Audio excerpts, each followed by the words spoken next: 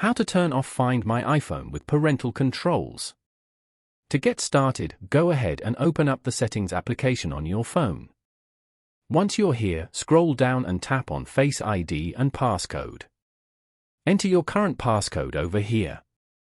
You will then be brought to the Face ID and Passcode settings page. Over here, you can manage apps using Face ID and other iPhone access settings, set up alternative appearances and change your passcode. Scroll down and tap on Stolen Device Protection.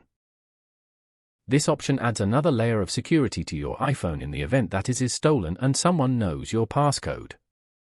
Here, turn off this option at the top. Now, go back to the settings page and tap on your profile. Scroll down and go to Find My.